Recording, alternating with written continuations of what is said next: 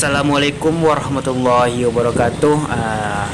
Kali ini di bulan Ramadan yang penuh berkah ini kita akan jalan-jalan di antara Gunung Merapi dengan Gunung Singgalang yang ada di Provinsi Sumatera Barat. Oke, di sini terdapat sebuah telaga yang sangat indah dan nyaman untuk duduk-duduk santai sambil menunggu berbuka puasa.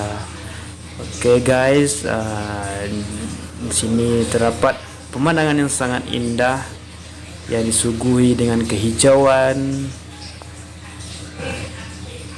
keasrian. Bagi teman-teman silakan untuk duduk-duduk di sini sambil menunggu azan maghrib juga boleh.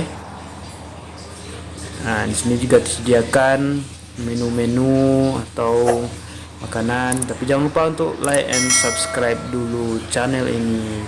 Untuk kemajuan channelnya, subscribe-nya gratis.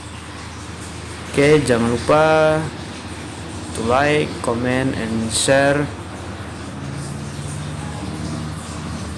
Dan silakan berkunjung ke Telaga Kota Baru 10 Koto Padang Panjang.